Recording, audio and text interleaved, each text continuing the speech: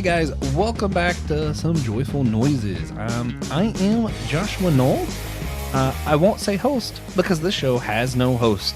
It's a music podcast with no rhyme, no rhythm, and no reason. Anyone can host an episode. Anyone can jump on and do whatever they want.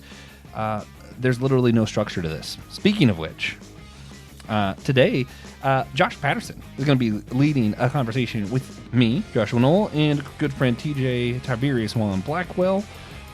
We're talking about some songs that he thinks paired well with a comic Middlewest, and I'm going to let him take it from here because I'm musically illiterate, and that's why other people are here. It's true. It's true. Well. Hello, friends. I'm now somehow in charge on a podcast that is not Rethinking Faith. Look at that. We even got applause. This place kicks butt. So, all right. Here's basically the idea with this. Joshua and I have been doing a podcast crossover thing where we talk about comics called Rethinking Comics. And so basically, I don't know anything about comics. Joshua has been sending me or like telling me like, hey, this is a good comic. We're going to read it. There's good themes. We'll talk about it. And the last one we did was a comic called Middlewest. And the entire time, from the moment that the book arrived on my front porch and I opened it and looked at it, I was like, this needs a Midwest Emo soundtrack. And so then during the episode, I told Joshua that, and I told him I will put like 5 songs together that could go with this book, and I'll send it to you, and we can post it on the episode, and then people can listen to it if they want. I ended up sending him 6 songs. One of them that I thought just fit well, but isn't technically Midwest Emo. It's more like indie rock, poppy kind of thing. But it was my playlist, and so I decided to do what I want. So that's how this happened, and now we're here. Now we're talking about it. Without what did you say? Don't know what Rhyme, Midwest rhythm emo or is. Yeah, no rhyme, no rhythm, genre. no reason. It's so like there's emo music, right? And then imagine that, but it's in the Midwest. And it is a little bit different. It still has the kind of like sad, emotional, hence emo, right? It's emotional music. So you get a lot of like, my girlfriend dumped me. I am sad. My friends are assholes. I am sad. I am drunk and I am sad. Like these are kind of themes that are common. But with Midwest Emo, the guitar playing tends to be a little bit more intricate, a little bit more mathy, as they would say. They like to play in some weird time signatures. It's a little bit more clean, kind of like twinkly, if you will. But it still fits that kind of like sad boy or girl or person vibes. TJ, would you... Yeah. So Midwest Emo really is kind of like a combination of the emo music of like the 90s and 2000s and prog rock, math rock. A few people just got together. They were inspired by like Slint, which if you never listen to Slint, that they're like huge formative genre defining band that somehow refuses to be defined by a genre. Slint rocks. But them, Squirrel Bait, and it just kind of became this, like Josh said, more intricate and still demonstrably whiny genre of music. It's like, it's a defining quality. It is very whiny. Not known for great vocals. Not known for great vocals. A lot of Midwest emo music, it's popular because it's very emotional and it's very real. It's not like overproduced. The vocals are usually not great. It's just very authentic. And I think that's why it resonates with a lot of people. Midwest emo, I think we're currently in like what they call fourth wave emo, which I think all of the songs we're talking about today are fourth wave, if I'm not mistaken. I think so. But because what our oldest band we're talking about is Modern Baseball, and they started in like 2012. But I lost my train of thought. You're good. The genre's gone through a lot, and it exploded in popularity because of like COVID during the pandemic. People got sadder and whinier, and they're like, "Oh, there's already a genre for this. That's awesome." So it has exploded in popularity over the last 6-ish years, which brings us to today, where just kids, like normal kids, are like, "Yeah, man, I love the front bottoms and American football." What? And Hot Mulligan. And especially Hot Mulligan. I like Hot Mulligan. So, I've said this before for people who listen to this and other podcasts randomly that we mention music on. I wasn't allowed to listen to music that wasn't either produced by, Disney or say the word Jesus until like I went to college. So I'm still like discovering a lot of bands and people that I should have known my whole life. So it's like I'm always just constantly like, I just now learned what music is, Yeah. But I do know in high school, a mutual friend of me and TJ's, whenever our friend Felipe would pick me up, and listen to what he has in the car. I'm not gonna complain about what other people listening to. It's not my rule, it's my parents' rule. And I'm just like, yeah, this vibes. But I never knew what it was, so never looked into it again. Yeah. And that like that 90s emo then, that's kind of what this reminded me of. Also, y'all complaining about the whiny, like being sad about things, also just makes me think of like weirdly country music. I feel like does a lot of the same thing. Very different music, but a lot of like trucks gone, sad, girls gone, sad. Dog Fish guy. is gone. Sad. Yeah. Right. I just want to. What is that? Never mind. We're I not. just want to fish. We're not gonna. I think. We're not gonna get political. I can't even do the lyrics. You don't know them. I just want to wear my boots. Did you see the Jon Stewart thing about with that? Because that was so funny. Jon Stewart's like, is it really that hard to be country? He's like, I think you could do all of these things, guys. All of them are. My favorite's like at the end, Jon Stewart's like, and for the love of God, don't forget to feed the fucking dog. What do you mean? Just feed your dog. That's so fun. Correct. But I don't know. For me, I feel like TJ, actually, I'm interested for you. Joshua found out because I told him about it. But for me, I listened to a lot of like heavier stuff, starting in like late middle school, early high school kind of thing. And then emo, I started getting to emo like from that. And you have like, screamo, which is like the combination. And then I got into bands like, from Warped Tour, like, The Story So Far and the Wonder Years, and like this kind of thing. And then that is what then led me into kind of like the Midwest emo stuff. Some songs started showing up on like, random Spotify playlist and all. And I was like, this music captures how I feel. I am an inherently sad person, and so I'm going to listen to it now. Yeah. I actually kind of have a similar story to both of you. Okay. I did not grow up in like a nearly as strict, pious household as Josh, but we didn't have internet, so I just didn't really get to explore much music growing up. I only got to listen to like what my sister listened to, because she's like 9 years older than me, and like what my cousins were listening to. So in and amongst that rotation of mid to late 2000s, Pitbull, whatever, Waka Flocka Flame, whatever she was listening to at the time. Yeah. At some point, Hawthorne Heights made its way onto that playlist. Ooh. Yeah, so I've been listening to Hawthorne Heights since I was like 7 or 8. And then eventually, like when I got to high school, like I had a phone, I could get on the internet, look up songs. I would just kind of, look around every once in a while. And then I met some people I was friends with, and they were like, oh, you should check out this band, Panic at the Disco.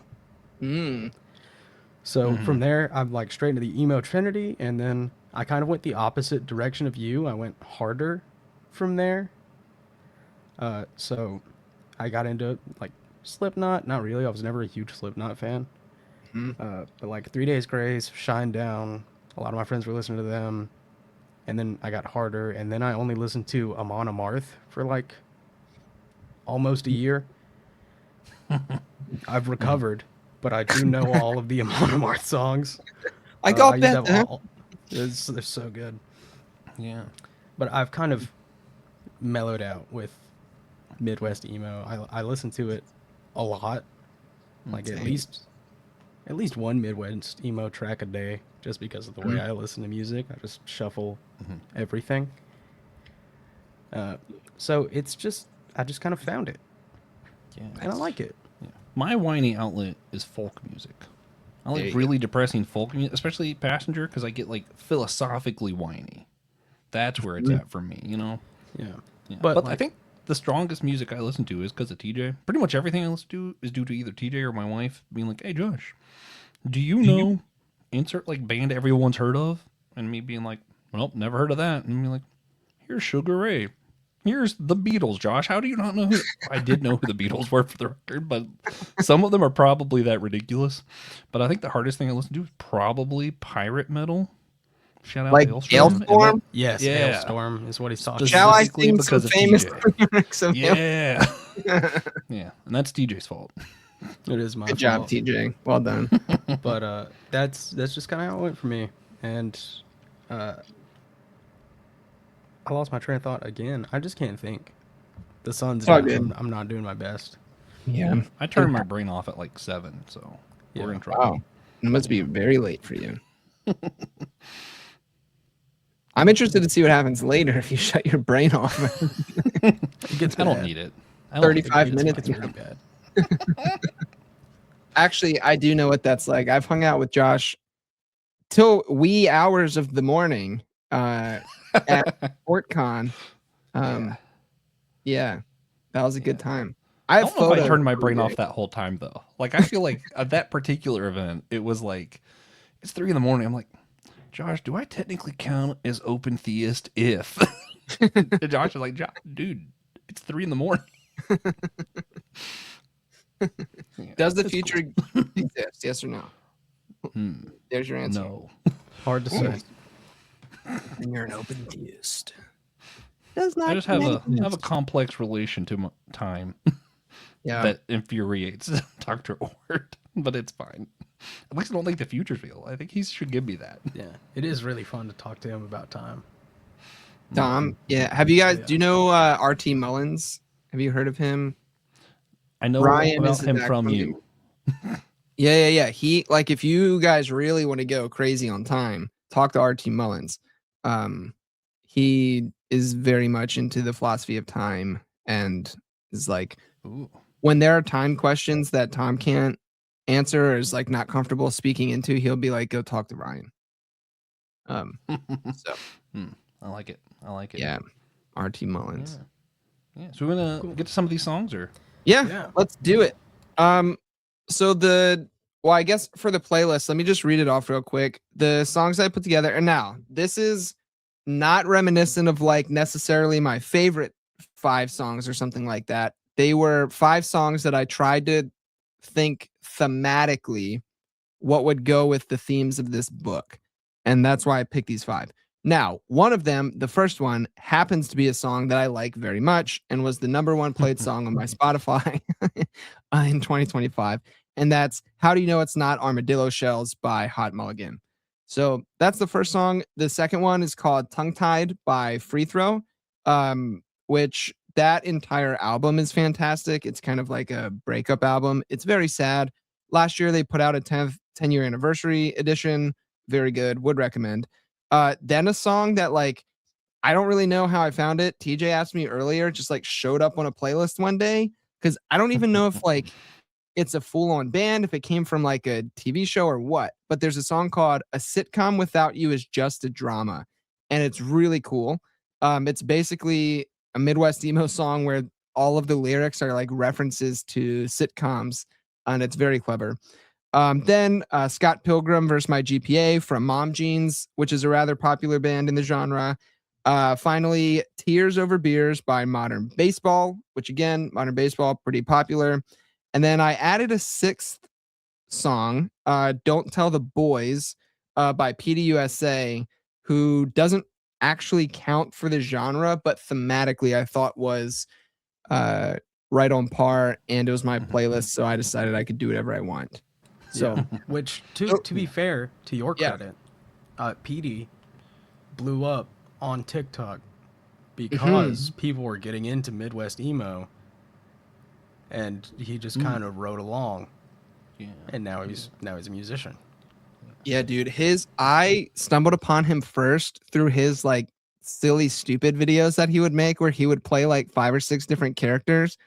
I loved that shit. Like very dry humor, hilarious. And then I was like, and he does music? Yeah. What? Yeah. Nice. Pretty stellar. For the record, I'm going to try to cross-post this to Systematic Ecology. So if you're listening there, go check out Some Joyful Noises. We like what we do here, those of us who do things. I'm going to try to, at least for a few of these, do like if this was a TV series made by Amazon Prime, which I think would have to be 2 seasons to get like exactly what I would want, where I think the song would play. Because like in my mind, that's how I was going about. Like there's at least 2 that I was like, oh, I know when this song's coming on. This is gonna be great. All right, well, how about this, Joshua? Since I sent you the playlist, let's start with which one of these 6 songs that you've been listening to for like a week or so now. Yeah, Out of the 6 of them, which one stands out to you the most and why? And then we'll talk about that one. That's hard because it's between 2. Okay.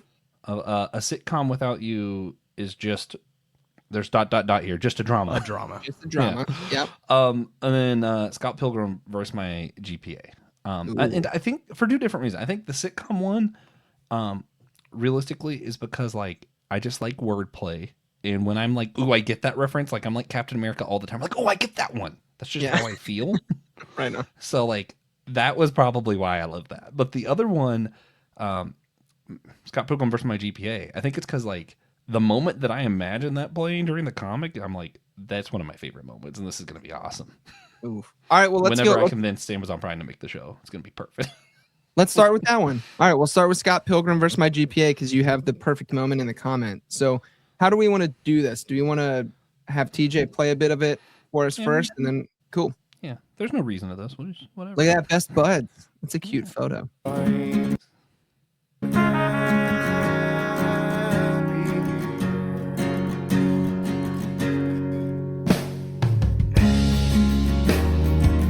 So leave my sweater on the porch.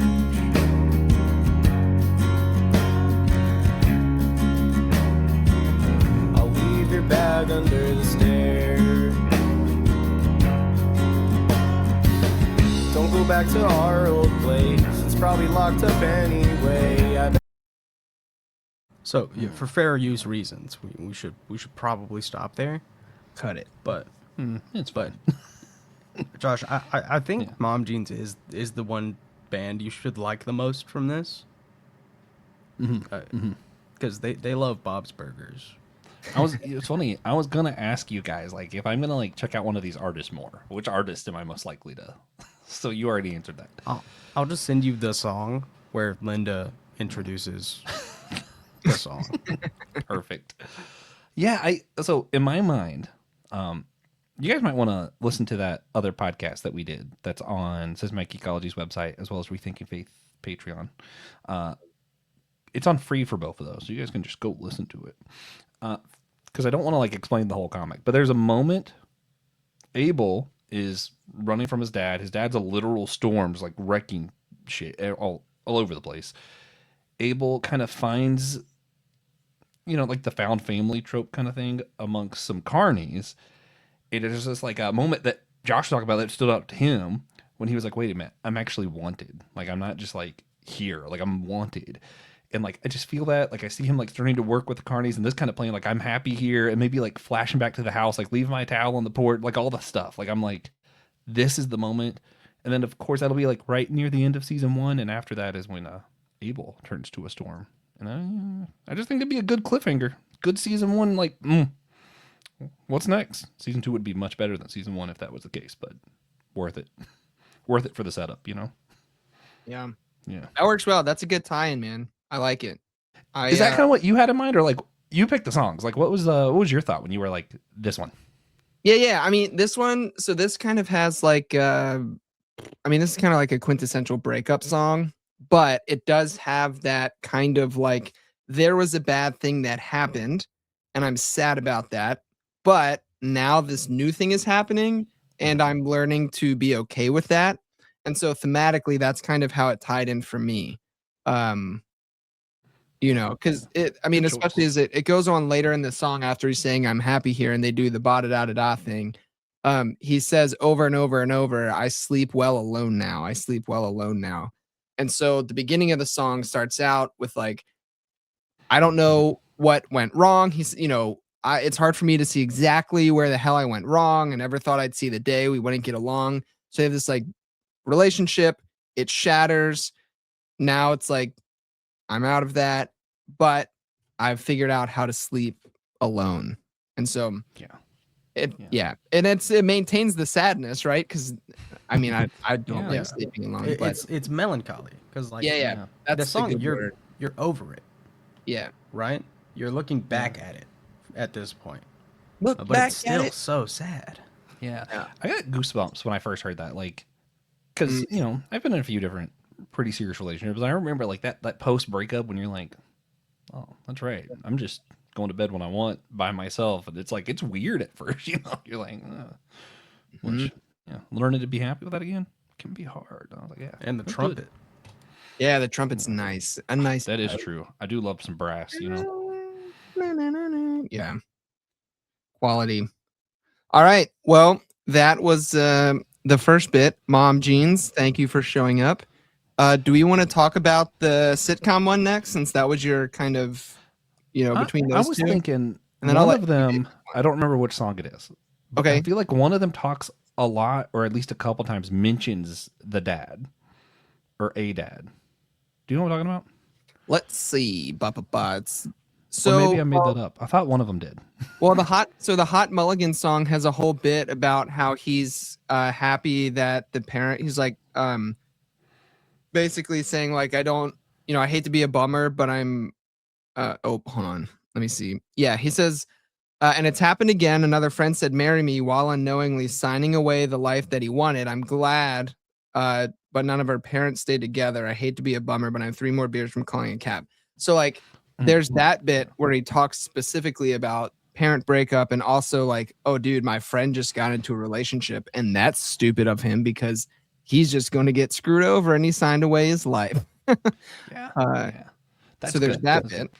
I think there's 2 because I remember that. I think the other one I remember there being a dad, actually I think was the sitcom one, because he talks about how like I wish my dad stayed in the office. So I think both of those have the parent thing. That's towards the end of the song. Yeah, he says, I wish my dad was stuck in the office like the rest, or they were married with children, but without the recast. The happy days and good times are memories at best. My life ain't a sitcom, but this episode's my last. Which is a good one. Which is it really fits too. Yeah.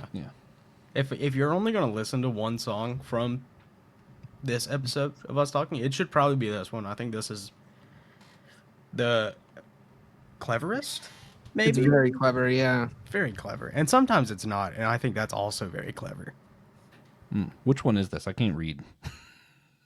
This is the A Sitcom Without You Is Just a Drama by Midwest Goodbye. Yeah. Which came out in 2024. I love the beginning too, because it's like, doesn't it start with a boy meets world? Yeah, world the beginning's clip? beautiful. Yeah, it's great. Yeah. Yeah, like you should just listen to this song in its entirety after you listen to this episode. Amen. Hallelujah.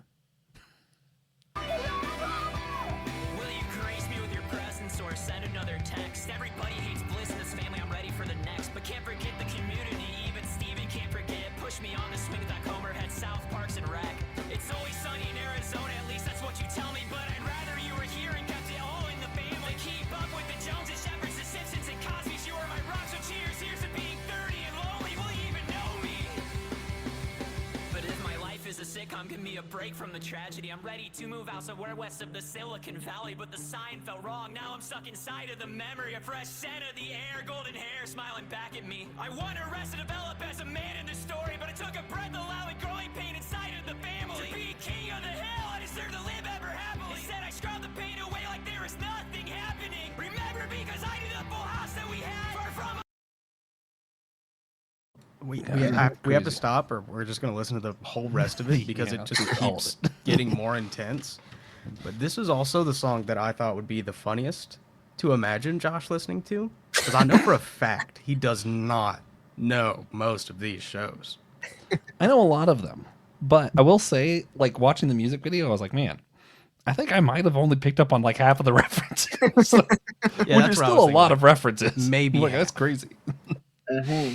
Yeah, but But it yeah, I does- need to watch the music video. That was awesome. To your point, though, the opening bit is really beautiful. It's like he's like, oh, and like, what do you do on the holidays or something like that? He's like, oh, well, I get together with a few of my really close friends and we celebrate each other. It's quite beautiful. And then the guy's like, oh, well, like that must be hard not being with your actual family. And then he does the cheesy, but also like, tugs on your heartstring line about like, oh, family, family's not necessitated by blood or whatever.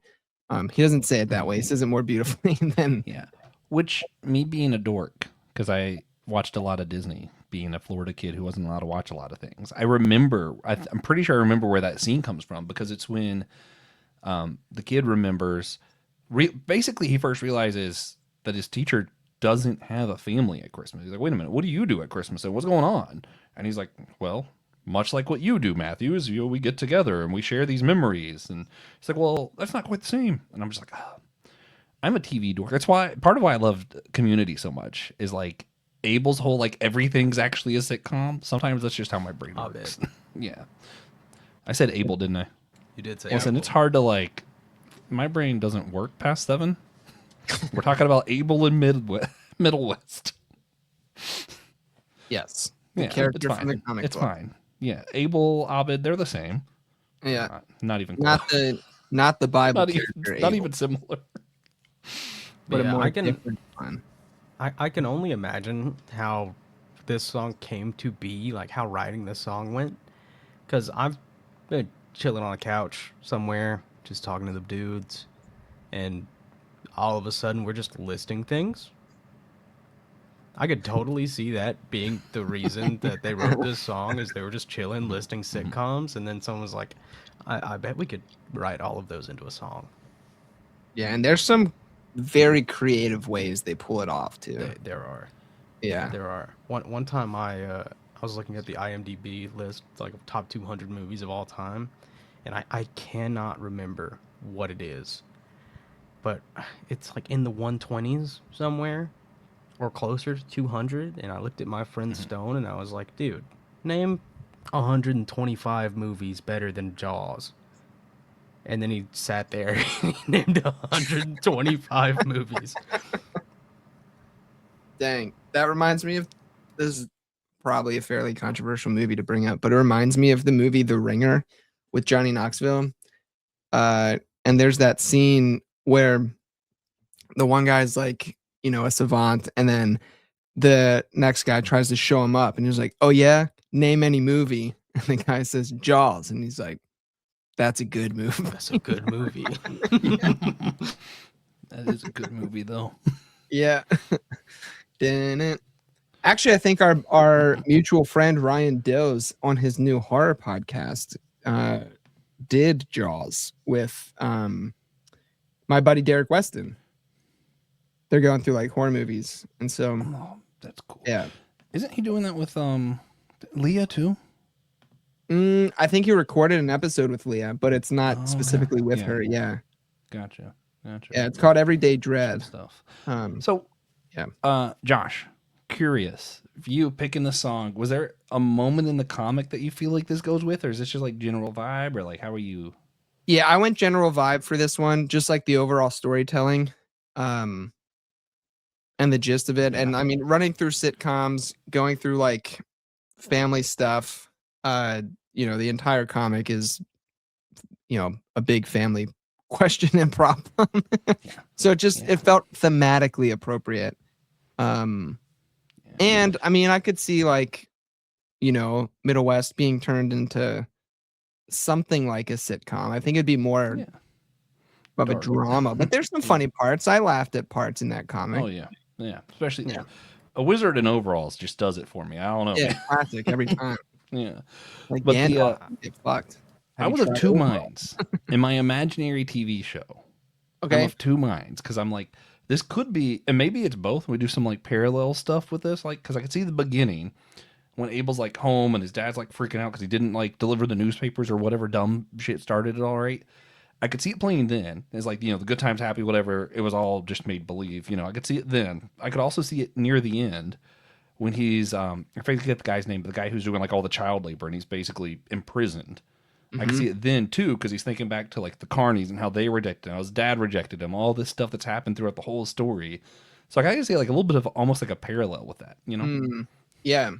Yeah, that like towards or like what about you throw it as like an ending credit where kind of they do like a montage. yeah. It's like end credits, they do a montage that kind of runs through the whole story and it kind of like he remembers it in his mind and that's the song that's playing as it goes through.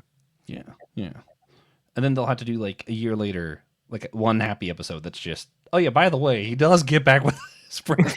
Right. just let it draw out though. Let us all be whiny about it for a while first. That's the best part of the show. Yeah, absolutely. Oh yeah. But you feel it. There's no reconciliation here. I have here. I'll give you my theory, and I tested this on Dan Koch, who is like a licensed therapist, psychologist, PhD, blah blah blah. Dan Koch. He's officially smart now. Yeah, he's a dork. Is what he is. But I was like, Dan, I have a theory. I noticed that I have a tendency to try to stuff what I perceive as negative emotion. So any kind of like sadness, depression, these kind of things. However, I love emo music and I feel it deeply. And so I wonder if listening to emo music, and also here's the other part, I'm a deeply empathetic person. And so like I carry the weight of my friends a lot. And so my theory is that part of why I like emo music is because it gives me permission to feel my own shit. But to me, it seems like I'm being empathetic because I'm feeling the people's emotions from the song. So it's a cheat code where I'm tricking myself into feeling my emotions. Yeah, you So didn't have pay Dan permission. to tell him that, did you? Yeah. So you have permission, but you don't No, I necessarily didn't- have I religion didn't on the pay mind. Dan. I think Good. that would be a conflict of interest and like some kind of ethical dilemma since we're friends. But yeah, Yeah, because Also, it I'm sounds not like paying you. Dan for shit. Yeah, it sounds like you solved the problem. You answer it yourself. Yeah, I therapized myself, Dan, Yeah. so you can. Hey Dan, nice degree, by the way. I figured it out. I have a podcast too, guys. I do theology and psychology. Guys, I have a friend who doesn't believe in psychiatry, like psychologists. They're just like, I don't think it works. And I'm like, it's annoying because you're is one it? of the people that I think need it the most, actually. Yeah, is it the friend that just would lie to them? No. I have friends like that. They're like, oh, therapy doesn't work because I just wouldn't tell them. Oh, no. Yeah, Things well, just like, one. all they could do is like tell me to talk about stuff. I already know what I need to talk about. Why would I need to say it out loud? I'm like, all right. You do you, I guess. Anyway. By the way, Sick. before we move too far on, it was Jaws. Jaws is number 200 all time. Nice. So I asked him to name 199 movies better than Jaws. He couldn't do that, but he did name 199 movies. That's pretty It good. was crazy. I don't know if I can do that. I mean, I probably could because, MCU gives me at least 25, I feel. No. We did one per franchise to make it. What's the makes number not- one? Yeah. What's the number one movie on that list, TJ? Shawshank. I'm pretty sure. That makes sense. Yeah. wouldn't be It's my Shawshank, but I get then The Godfather, Dark Knight, Godfather 2, and then 12 Angry Men. Dark Knight should not be that high. I'm sorry. It's an overrated yeah, film. I'm gonna It's a fight you. really good film, but Shut it's up. overrated. It's a All good right. movie. That's a good movie. That's a good movie. All right, TJ, I'm gonna throw it to you. You get to choose next. So you have between How Do You Know It's Not Armadillo Shells by Hot Mulligan, Tongue Tied by Free I'm Throw, choosing Tears Over Beers. Modern Baseball. There you go. I'm choosing Tears Over Beers. This is the one that I probably listen to the most. Nice. That's it's a good not song. technically It's a good Midwest song. emo, right? That's what you It said? is. No, It No, is? it is. Which one isn't? PDUSA. PDUSA. Oh, okay, wait. Yeah. Sorry. It's a PD. I only had 5 on the screen. You know, Okay. it's too Miley Cyrus. Okay. That was a bad Counts. joke. I will see myself out. But yeah, Tears I Over mean, Montana's Beers- Midwest, right? No, Oh, okay. no, Montana doesn't actually exist. It's a made up Oh. place. Gotcha. Like Finland. Yeah. But I listen to it the most. I like to listen to it in the mornings. It's just, I don't know. I really vibe with the song. I don't know if there's any other way to really put it. And we're just gonna listen to my favorite part of the song. Let's do it. Dead. All I can hope for is for me to get better, 'cause all I can take is no more. I'll win him back again, we'll be lovers, best friends. He won't need no other woman like he did way back when he was with me. He needed more than me. I'm friendly and thoughtful and quite awfully pretty, but he needed more than me. When I felt Beautiful. So, beautiful song. I love it. It's great. I have no clue how this relates to Middlewest. No idea. Yeah, because this one's interesting. Because basically, this is kind of a quintessential trope where it's like, but I'm a good guy. I might be awkward with girls, but I'm better than that asshole she's with. That's kind of the gist. Now I have to remember why I picked this one. I feel like I misunderstood the song. Is Okay. actually what my brain is going with. Well, Because for some reason, art is my subjective. brain was My thinking of interpretation might suck. I was thinking of Bobby, and with the Carnies, Uh-huh. and how she was kind of like, oh, he needs this more than I do. Like you know what I mean? Like she's Yeah. like, I got problems, but he needs this more than me. But I wasn't thinking relationship, so I feel like I just I missed it. I was thinking too much about the comic. That's what happened there. Yeah. Well, as like a good precursor, if you're gonna listen to some Midwest emo, it's probably about a relationship, Yeah. This is true. some type of relationship at the very least. Yeah. That's fair. Parents, friends, significant other, Dog. dog. I feel like Bobby was somewhere in between Skateboard. significant other and friend. Yeah, I think so. I think there's the tension, kind of the, this is too strong of a way to put it, but there is kind of like a sexual tension between Abel and Bobby in the comic. I think they're feeling each other, but they're not going to say that they're feeling each other. Like one of those kind of things. They might be too young. Maybe it's like handhold tension. You know? Yeah, handhold tension. Yeah. There we go. We've all been in 6th grade. Right. Because no one was horny when they were young. No, Never. Not once. the Lord clothed my loins. Indeed. Indeed. Oh God, that's funny. I've been girding my loins for years. I had the if you have sex, you'll get pregnant and die talk. Yeah, that's true. I could get you pregnant and you could die. Yeah, it would not be good. That would be bad. I'm not looking to get pregnant anytime soon. Me neither. Me neither. But Yeah, this was a fun one. And Modern Baseball is just a good band.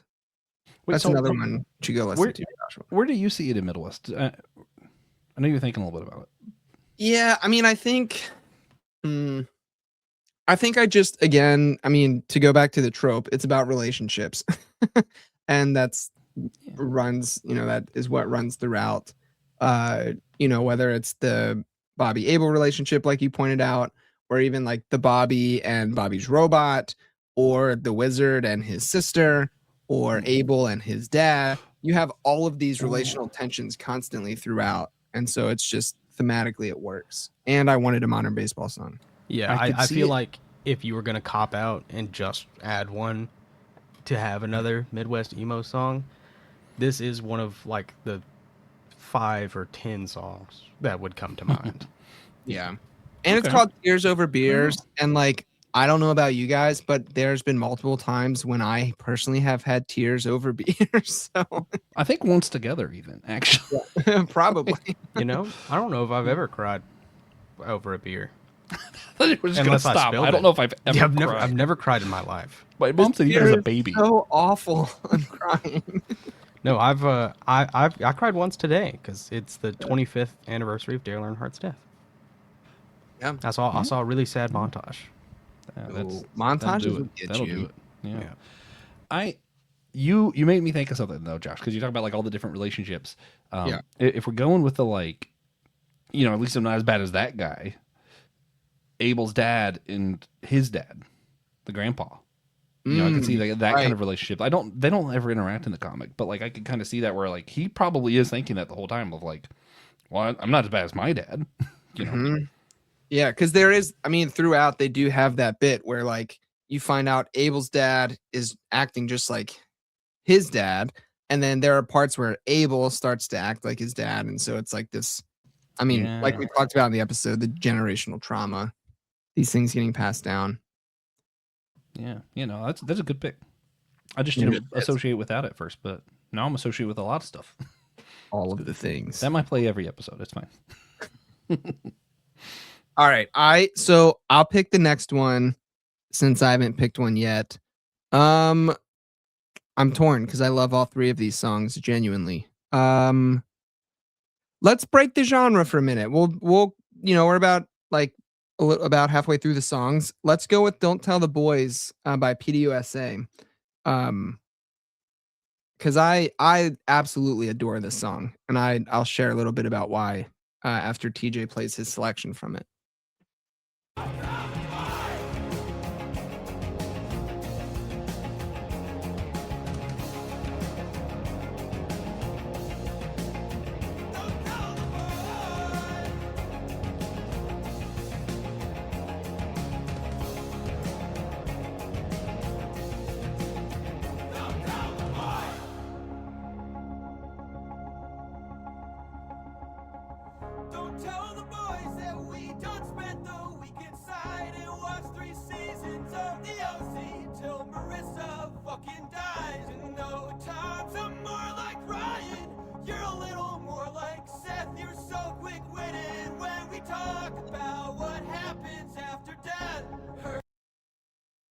Boom. Yeah, this I is feel like we can one get I'm away gonna with a have to little watch bit. the video. Yeah, the I'm video you can get away with watch more that. on PD. PD's chill. Yeah.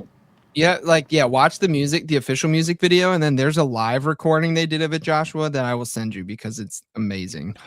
But then it goes on to the next bit. He says, "I heard your brother's in the desert. He's been fighting for our freedom. He's been chasing nameless faces ever since he finished rehab. Can we support the individual without supporting the whole damn complex? It's either shooting guns or heroin. At least one of them pays for college. All shit." That is some high quality writing right there. And like I recognize that in my own self because like I have some pretty strong non-violent tendencies and don't think that blowing people up is a good idea, but also I have very close friends that are law enforcement or active military. I have many, I come from a family of active military people, and so like the whole bit about like supporting an individual without supporting the whole complex is interesting to wrestle with. The it's either shooting guns or heroin line. That's nuts. Like, yeah, that's crazy. That gets me every time. But so thematically, why I picked this song for the comic should be obvious. It's about friendship. And friendship is really important in the comic, and it's the whole found family bit, like Joshua was talking about earlier. But so like that's why I picked it. But one thing that I really like about this song, part of the vulnerability about it, is that it's a song about the importance of male friendship. And it kind of has this trope in it, "Don't tell the boys," because there's, kind of like with the ingrained homophobia within culture, where it's like, oh, if I have this kind of like close friendship with another guy as a dude, where I'm like crying or we're being honest and we're being vulnerable and we're watching, the OC and talking about our problems, like that's really good and helpful, but don't tell the rest of the guys. They're going to like make fun of us for it. So I just think it captures, like, I think it speaks into something that's very real.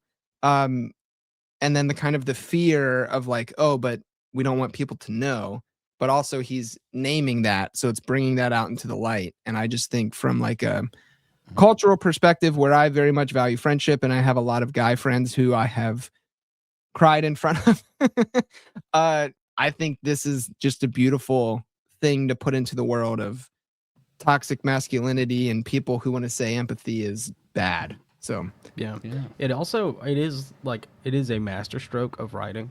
The phrase shooting guns or heroin, because the phrase itself is also like trying to reconcile the military industrial complex, because Yep. the reason it's so strong is because, look, a lot of people have a couple of options. You can either be a junkie or join the military.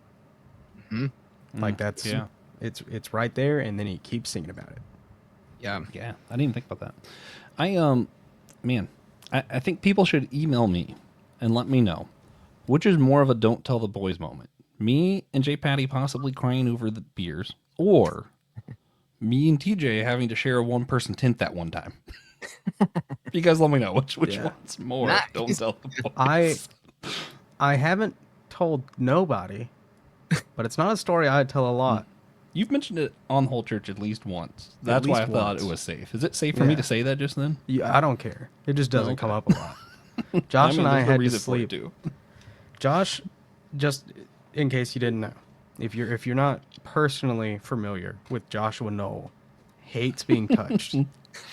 Cannot accurate, stand yeah. being touched. Yeah. We're not going to air out anyone on the show, but the other person with us on that campsite did not smell very good. Yeah. So instead of sharing the 3-person tent with her, like I was going to plan to do, Josh caved and was like, "Okay, we can share my 1-person tent." And Yeah. one person, like it's like a North Face Stormbreaker tent. Like it really is Like, for it one really person. I think to me, And we still did it without touching each other. We still I was slept gonna say, like both on our shoulders, on our sides, just perfectly vertical. yeah, like I don't want to fall into the whole like, oh yeah, toxic masculinity, because like it's not that, but I am genuinely impressed that we somehow managed to just not touch at all. Like it was a very tiny space. I remember in high school, me and my buddy Alex used to like to pitch a tent in my parents' backyard and camp in the backyard or whatever. Yeah. And one time it was pouring to the point where this was like at least a 3 or 4 person tent. And it was storming so bad that the tent was sideways, where it was like basically like the roof of the tent is like hitting you in the face, and the tent was flooding. So Alex and I just kept getting closer and closer and closer together because all the water was on the outside. And it got to the point where eventually we were like, yeah, I guess we have to go inside now. That's pretty funny. That reminds me of what actually happened. There was a flood. The 3-person tent was flooded. So it was either we all slept in the car together, or one person slept in the car and the other 2 shared a 1-person tent. Yeah, That's right. that's what it ended up being. That was the rough. other thing That is was a also rough true, trip. though. Yeah. Still, yeah. The other So- part is still true. So this song with the comic, I don't know exactly when, but it's definitely when Abel's taken prisoner with like the child labor guy, right? Because like there, you have the story, the one girl who's there who is basically ran away because her dad's like hates gay people, Yeah, and I could see her being like, "Don't tell the boys," sure. kind of similar, not not exactly the same, similar vibe. I could see Abel because he's showing his emotions and he's trying to be a tough guy, also kind of being like, there's just a lot of moments of that. Even Abel's dad, where he's almost gets emotional at the bar and instead decides, let's start a fight. Yeah. Yeah. I think that's important. That's cool though, because now I'm going to give you guys TMI in therapy. But I think this is interesting because publicly, typically, anger is the quote unquote negative emotion that men are allowed to display, right? And things like sadness and vulnerability tend not to be great. For me, that's flipped. I stuff anger, and I am comfortable like being on stage in front of 600 people and crying or being vulnerable. But then what's bad about that is I turn into a tornado when I do get angry, and I do stupid things like punch my refrigerator and break my hand, which happened back in December. So like, I think that like trope shows up in the comic in that scene exactly because as Abel's dad is getting to a point where he's being invited to be vulnerable, to admit that he's wrong, to express, sadness and regret, whatever. Instead of doing that, he just turns to anger, which again seems to be the only socially acceptable negative emotion for men to express. Yeah. I'm gonna get a little vulnerable and maybe weird here, but you know, I feel like it's Weird. fitting. Weird's fitting. For Weird's me, this is reminding me again of the moment when Abel's with the Carnies the first time, and the first time he's like, "Oh, I'm wanted," because like hearing you talk about it kind of makes me realize I don't know how to word this without just sounding obnoxious, so I apologize. Do it. I don't really bottle stuff. I just don't feel stuff as much as other people seem to. Like it's like, and that's like across the board. Like I get where like it's advantageous with like the sad things. Like, oh, I don't get sad, so like I don't get made fun of like guys crying all the time. But also like I do get made fun of sometimes. Like, hey Josh, that should have made you angry. I'm like I don't know, guys. I don't know what to tell you. It just didn't. And like I remember like for me, it's hard to be open about that because it either sounds like a humble brag and like you're a jerk, or it sounds like you're heartless. And like I feel like the beer camp guys, the Algae beer camp, whenever I start getting around you guys for the first time, I'm like I start to open up and just be myself, and I'm like, yeah, none of these guys care if I get emotional or don't get emotional. And it equally makes me feel accepted. There was like, there's no expectation of how I'm going to react, you know? Yeah. I've seen Josh cry, though, just so we're clear. Oh, yeah, it can does happen. happen. And I do get angry. It just pretty rare. Yeah, just he's not some emotionless robot. Josh does have emotions. I'm not Mitt Romney, but I miss Mitt Romney, man. I miss me too. when both candidates were like, okay, fine. sane, you know? Decent people. Neither made you angry. There we go. Yeah, I miss when the worst thing about a candidate was, oh, he's Mormon. Oh god, yeah. I was listening to a podcast the other day. I was talking about that. I was like, y'all remember when it was like a huge thing that Mitt Romney used the phrase "I have books of women," and now it's like no big deal that the president's in the Epstein files somehow. Oh, dude. What happened, dude? Like what? Yeah. it's If you crazy. haven't heard, we live in a time. do you guys know who Propaganda is? The hip hop artist. Yeah, because of you. Oh, cool. You made Well, us do a song. I'll do a humble brag real quick. I was on a call with him earlier today. Oh, that's awesome. Yeah, because we're trying to get him to do fun stuff. But anyway, why am I bringing up Propaganda? You just wanted to brag. Yeah, No, I don't know, I but didn't reason. you just want me to sit here and be like, I can't wait to ask Josh about that after the podcast. No, I really, gosh dang it. I actually had a tie-in. What were you talking about beforehand? Being angry at presidents. Oh, yeah, Hood Politics. That's what it was. Prop has a podcast, Hood Politics, and it's really good. If you haven't listened to it, would recommend. But his most recent like short episode that he put out is about how Epstein was a pimp, and like his argumentation is very convincing because he argues that he said, well, the thing that's sad about this is that it makes the whole thing more gross. Because obviously you have the young girl thing, deeply problematic. Yeah. But the young girls were kind of like bait. What Epstein was actually selling was status and access, and the access to the young girls and then the access to like famous people kind of fed off of each other is very gross, very disgusting, very evil, demonic, if you will, and Anyway, that episode's very good. Would recommend. Yeah, and that's why if you've seen it, all of the times Elon Musk is in the files is him like begging to get to the island. To go. He's just begging to be invited and he doesn't because everyone else is like, hey, don't invite that guy. Yeah, that seems like that guy's weird. Then like something's like yeah, it's like, hey, we touch kids, but that guy, there's something wrong with him. Don't invite him to the island. This is absolutely not where I saw this conversation going. No. What? Yeah, that's a less than joyful noise. That is, yeah. I mean, It's only some joyful noises. They can't all be. Not every noise. Yeah. Some have. Yeah. All right. Well, I will rescue us. We have 2 songs left. Joshua, it's back to you. You either get to do How Do You Know It's Not Armadillo Shells by Hot Mulligan or Tongue Tied by Free Throw. Where do you want to go? I feel like I'm being selfish with this. I want to do how do you know it's not armadillos? But it's because I want tongue tied to be last more than it is. I want to talk about Okay. Cool. one. EJ, you got tongue tied then.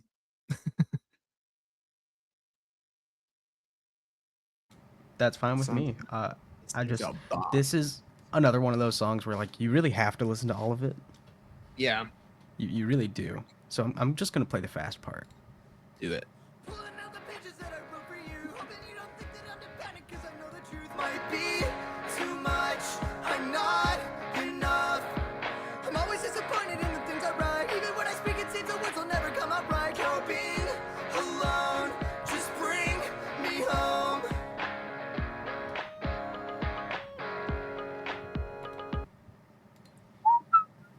It's so good. Yeah, It's so good. It's good. You know, I see this in two different places in the podcast, in the made up TV show also. If the comic was a show, you know, Okay. because like very much you hear him constantly like that first half, like what I'm saying, season 1, of like when he's on the journey, he's meeting the wizard in overalls, he's trying to find whatever, and he eventually finds the Carnies like his home. Like he's constantly like blaming himself, not his dad necessarily. Like of like I wasn't good enough. This is me. I'm not good enough kind of deal. And like the fact that it's like talking about home too, and like I like the themes of the song fitting it, but I also see it after the Carnies reject him because he turns it to a storm. He caused that damage, and then him going, "It is me." Like to him, he had a moment of hope of like maybe I do have a found family, and then now all of a sudden it's like, oh, actually no, it's confirmed you are the problem. And that's where I see this, you know. Does he literally turn into a storm? Does he like turn into a tornado? Oh yeah, Yeah. it's awesome. Cool. Like the art when it displays that. Let me grab it off the It's so shelf and I'll fucking show cool. you. Continue talking. Sweet. Yeah. It's like a Tasmanian devil kind of thing, or like a storm kind of thing. I say storm. Cool. Sweet. Of course, Joshua just fucking had it already. Yeah, it's just on his desk. Yeah. He's going to find a full page cool. spread before me. Cool. Sweet. So like a Hercules thing. Oh, sweet. Yeah, that's good. Yeah, exactly. Kind of like the Yeah. Like the what are they Titan. called in Hercules though? The Titans. They're called Yeah, Titans. kinda like I can't remember that one's name. I think that's Typhon. I call it the wind one. I'm pretty sure Or it's Typhon. the most annoying one to fight in Kingdom Hearts 3. In fact, it's the only one that's annoying to fight in Kingdom Hearts 3. The rest of them, not so bad. Yeah, the rest of them are a bunch of wimps. Mhm. Yeah, ironically, That's Law of the how Nice, no problem. Wind, not going to happen. Maybe that's why Aang was so good. Who knows? Yeah, that's why Ozai or Sozin was like, "Hey, we have to kill those people. we have Too to good. get rid of them." Yeah. Well, and it's true, though. Like, and I think that's why I love that in the comic of, like, they used a storm. Because I feel like, unless you've lived through a lot of hurricanes, I feel like a lot of people don't underestimate how much damage, like, tornadoes, hurricanes really cause. So, like, I love that they used that for this. That it's not just, like, you're not just impacting your family. It's, like, radial damage. Collateral. Yeah, there it is. Yeah, and as somebody who works in emergency management as a hazard mitigation project officer, where Weird my thought, job is to secure grant funding to mitigate against natural disaster and climate change, and somehow that's weirdly political, I will go on the record for saying, maybe this is controversial, tornadoes don't care who you vote for. If you have a Donald Trump sign out front or a Joe Biden sign out front, that tornado's going to destroy your house. So maybe we should all work together to mitigate against these disasters instead of turning it political. But maybe that's just me being crazy. Yeah. If the weather machine was real, Yeah, I'm just saying it'd be different. I hate a boring conspiracy more than anything. Like weather machine, it's not even interesting. I know. It's like Well, just except- as bad as Jewish space lasers. It's It's Except not for even groundbreaking specifically- science. When Dr. Doofenshmirtz did it, Yeah. then it was great. It's not even ground. We just can influence the weather. It's just true. We've been doing it since like the 70s and 80s for Chernobyl. You Chernobyl insert here. Yeah. But do you remember why Doofenshmirtz made the Raininator weather machine? Do It you literally remember? literally just trying to ruin golf games. Oh, there you go. Just tired of people playing golf. The Raininator. Great. Yeah. That might be one of my favorite villains. Doofenshmirtz and Abel's dad. 2 favorite villains, wildly different reasons. Well, there you go. I'll say, so I picked this song thematically because of what you said, Joshua, like the kind of the insecurity that Abel has. And that's actually why this is one of my favorite songs, because newsflash, Josh Patterson, rather insecure person. And like, I love the chorus where, you know, that TJ played, where it says, pulling out the pages that I wrote for you, hoping you don't think that I'm dependent because I know the truth might be too much. I'm not enough. I'm always disappointed in the things I write. Even when I speak, it seems the words never come out right. Coping alone, just bring me home. So like, I just personally feel this song as like a Josh Patterson chorus. But it relates to Abel in the comic for that reason. Yeah. Well, I mean, that's part of why it's one of my favorite, or it is my favorite comic too, is like the insecure bit. Like, I don't have that much problems with my dad. Like, that's not it for me. But like the insecurity, oh, you guys want me, like that's the stuff where it's like, that's my jam. I don't know. I need that comic sometimes in my life, and this song goes really well with it. So maybe I need this too. Yeah. Thank you. Yeah. Sweet. All right, TJ. I guess, I get tongue-tied. Bring us home. Bring us home. Before we even start tongue-tied, there are not a lot of genres where a band will come up with a song that has a much, like, wildly more popular song by the same name Right. in a similar, genre. So shout out to Free Throw for going with Tongue Tied, and let's check it out. What I say is what I get. I'm just tongue-tied, waiting in the back of my mind. Should I work that?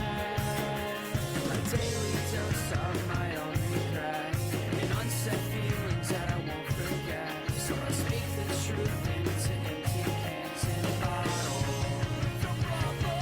The definition of a diary, but put it to a song. Everything I ever meant to say, but always said it wrong. Every day I dial your number, I just never made the call. It's like standing on the edge so I can contemplate the fall. Did you forget?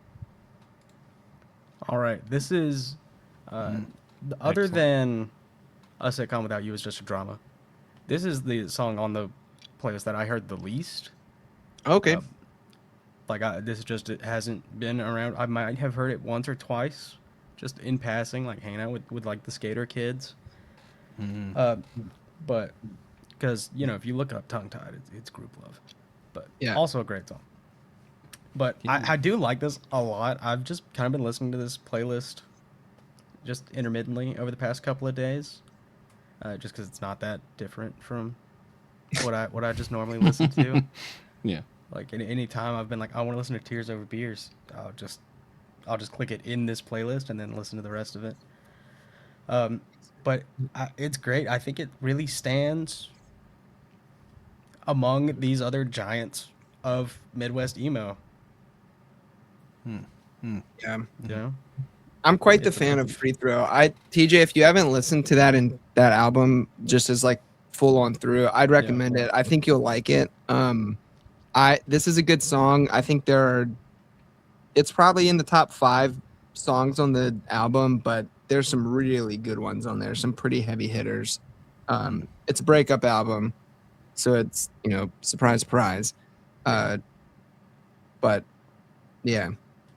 I mean, this I one, definitely am going to check it out, because I was sitting here like, just going over the band, because after I looked up Midwest Goodbye, and Midwest Goodbye, so they don't even have like a Wikipedia page. yeah, I think So that's why I then think I it's went to just look like at a Free Throw. weird thing. Yeah. Then I checked Free Throw to see if it was like a similar thing, but I am really intrigued. Yeah, Midwest So- Goodbye has 3,000 monthly listeners on Spotify. Oh, well, it's about to be upped by at least they 3. They are getting fucking very good advertising right now. Yeah, right. Yeah, y'all are welcome, actually. Yeah, if we cross post this to systematic ecology, I think we get more monthly listeners than the band. Yeah, right. That's crazy. The Yeah. But not a out of that, competition, but this song has 27,000 streams though. it's good. Yeah. So I wanted this to go to last because the other ones were my favorite, but like I think just guys, I'm bad with words. Vibe wise, like the vibe of the song, like the tone of it fits the tone of Middlewest the best, I think. It does. And I'm curious to hear like your thoughts on it, but like for me, I more think of Abel's dad with this. Cause like, you know, at first you think he's just like this bad guy, the storm. And then like, as he goes, like he actually is caring for his kid. He wants to bring his kid home. Like he is worried about his safety and everything. And it's like, he doesn't know how to express that. And even the one time he's at the bar we mentioned, he's like he's almost there. And then he's like, whoa, what did you do to your kid when they ran away? He's like, dude, what do you mean? Like, just talk to your kid. So like tongue tied. I was like, I don't know. I kind of make that association a little bit, but yeah. No, what do you think? I think it's good. I agree with you. And I think even though, again, this is about a relationship because it's Midwest Emo, this whole bit in the chorus where he says, every day I dial your number, I just never make the call. It's like standing on the edge so I can contemplate the fall. One that's like wildly relatable. Like I feel that personally. Incredible lyrics. Yeah. So like, but if as Abel's dad, to your point, like you're saying, he is angry, he is an asshole, but he does care about his kid. And so like I could see him like, you know, in that bar scene we talked about earlier, sitting there, you know, with his phone pulled up, you know, and, you know, picture, if you will, if you've never been in this situation, there's a contact pulled up in front of you and all you have to do is hit the call button and you just can't bring yourself to do it, even though you want to. Yeah. And like, I think that tension exists very much, like you said, within his dad. Yeah. So. Which to me is just still crazy. And I hate to just talk about the comic so much because they're going to go listen to us talk about the comic. But like that thought still, I don't know, it gives me chills, which is probably my favorite comic. Like I read it all the time. It's like you don't see his dad having that same thought. His dad went off somewhere else and isolated himself. So his dad doesn't even have the struggle. So the fact that he has the struggle, that he has that desire where like I could envision that character with his phone out, like you mentioned, like I want to call. That's still so much progress from where his dad went, and yet it's still bad. Like he's still shitty, right? But it's like I don't know. It's hard to just hate him. Yeah, it adds complexity to the character, which is good writing. Yeah, Skottie Young. Yeah, I hear he does some. You know, happens to be one of my two favorite writers. Yeah, also, I do hope that the bassist of Free Throw didn't just have like a one-off phenomenal song. Because the bass line of the song is great. Yeah, it's so good, and it is one of the things that I do like about Midwest Emo is that you'll get a really solid bass line a lot because of like the prog rock, math rock influence, and I play bass. I like to hear it. You know, just music. Yeah, hearing people who know something about music talk about music, I'm like, man, if I knew anything about music, I might sound like that. You know. That was cool. Well, that's good. If you go and listen to it, TJ, listen to the original version first, and then if you like it, listen to the 10-year anniversary afterwards. Because I do like, there's a song in there. Let me pull it up so I get the name exactly right. And actually, I wanted to ask you, TJ, like since you're a fan of this genre, like what if there's like a band or maybe like a song? Maybe we could just do a song that you want to, you know, bestow upon Joshua as he continues on his Midwest Emo journey. Like, oh, you have to go listen to this one. Let me pull up this Free Throw bit and name the song. Yeah.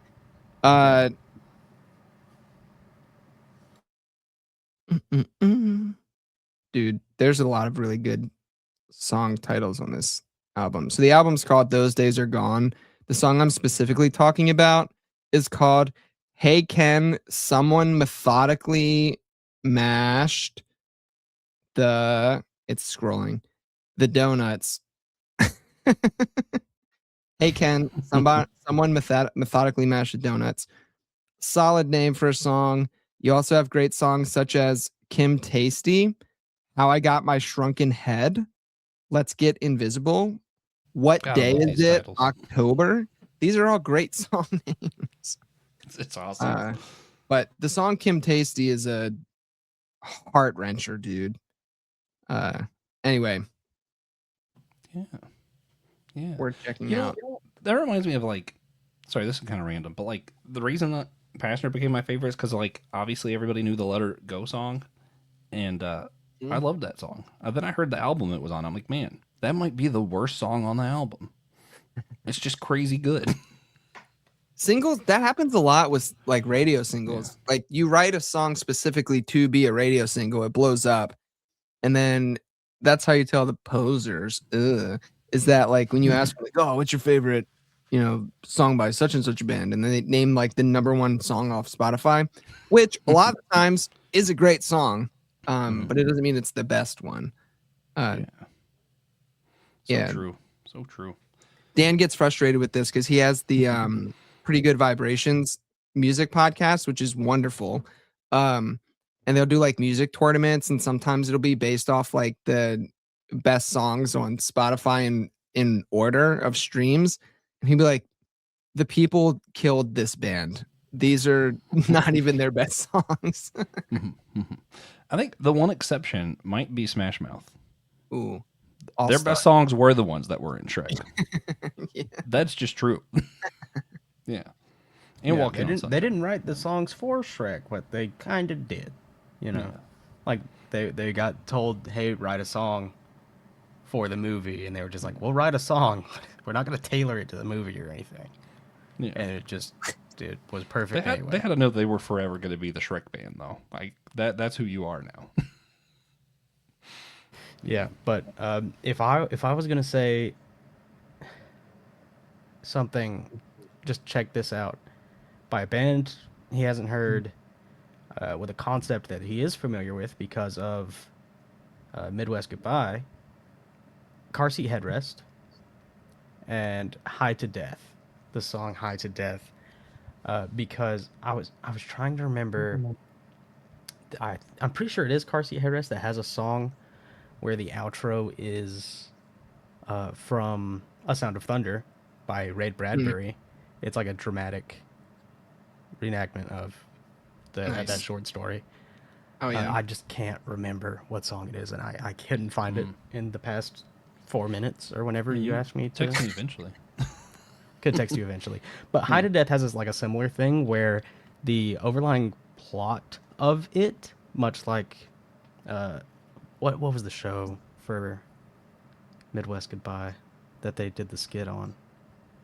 But they have a similar thing in High to Death where the song starts and is interceded by and ends with an artist who is defending like her, I guess it's not a dissertation for an art PhD, but she's defending like her final art project and her academic art life.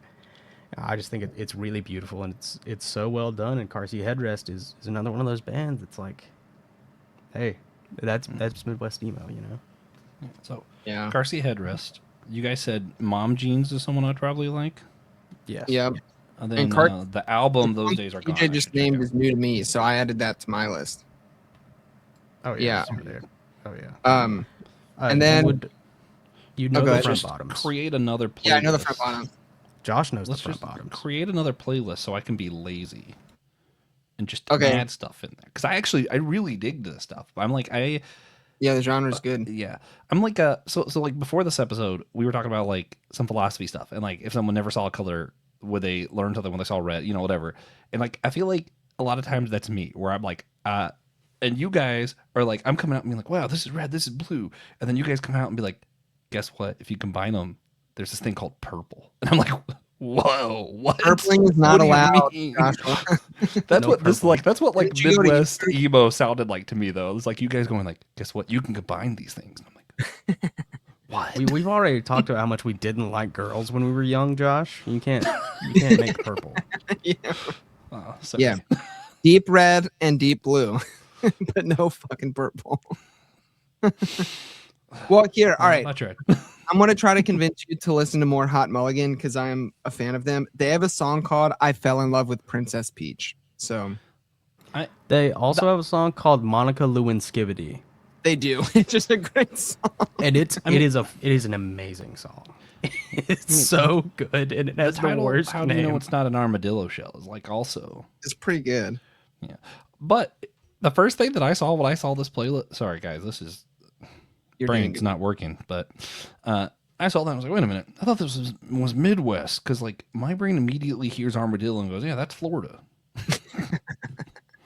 I got a problem. I'm sorry. Yeah, which you just don't that's think not how that unless works. you've been in Florida and seen them. Yeah.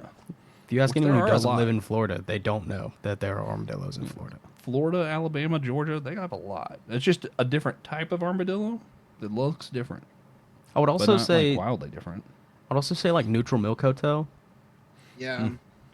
is one of those like earlier perennial classics. Neutral Also, kind of- Milk Hotel. Yeah, kind of got like heavily referenced in like sitcoms of the time by like the weird character. Yeah. Exactly. Notably, April from Parks and Recreation. But I do love April. April's cool. yeah, well, she loves Also- Neutral Milk Hotel. So Do you know who she plays in the MCU? Are you aware of this? The most No. infuriating thing the MCU has done is who she plays, and they sneak it into like Agatha All Along show. And I'm like, this is way too big of a character for you guys to be like, oh, by the way, this exists. what is she, Enchantress? She's death. Oh, that's cool. That's I was like, what? What do you mean? You're just going to drop that here? And like, because not everybody watches the shows. I'm like, I feel like it's kind of weird that you just snuck that in here, but it's fine. that's pretty awesome. Also, It good is cool, choice. though. Yeah. Also, she kills it. It's great. Funny, good pun. Yeah. Yeah. Thanks. Also, Joshua, Untitled. The band Knuckle Puck is great, but they have a song called Untitled, which is like that's like quintessential. Like that's going to show up on any Midwest emo. I think you guys already know this, so our listeners know, and why I keep wanting the playlist. I work at Chipotle. By the time I start your burrito and get halfway through the line, I couldn't tell you what kind of meat is on it. If you had I know nothing about this burrito. That's how my memory works. That's a why I great- need the playlist. That's Because a you guys good are name throwing stuff for a at me, and I'm like, Midwest emo song. I know nothing about this burrito. Look, all right. Joshua's Yeah, had we're like at setting him least up. 3 good song titles. Someone should hire him to write song titles for a Midwest emo band. Yeah. Yeah. Or you can just pay us directly. We'll take, and That's you can fair. use the names that we've I'll say- made here. pay Yeah. TJ, and he'll remember just the random stupid stuff I said. Like, yeah, one time Josh said this sentence. I won't. I'm not sure I why. absolutely won't. I don't know. You throw it up sometimes. Like, one time Josh, I guess it's not sentences usually. Yeah. There's weird things I didn't know. Never. Usually you remember what I didn't know somehow. That's what sticks in your head. Or my bad opinions. That's Yeah, a I good don't know. I breakup don't song. remember those either. You remember what I usually didn't know somehow. That's a great breakup song. Yeah, he's full of them.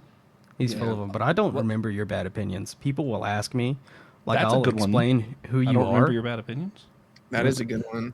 I'll explain who you are. It's like, oh, it's Josh with the bad opinions, and they're like, oh, what are his bad opinions? And I've got like nothing. You got a list. I'll remember. Yeah, but like I got deleted off my phone when I got a new sucks. phone. The You only just ones start I with can. the J.J. Abrams thing. That's not that bad. The only ones I can consistently remember are he thinks the Halo multiplayer is bad. Yeah, I don't like that. I don't like anything about Halo, actually. Right. This is And a that perfect you're a Florida State conversation. fan, and that you can't that's a eat good thing. mayonnaise. I can. I just don't.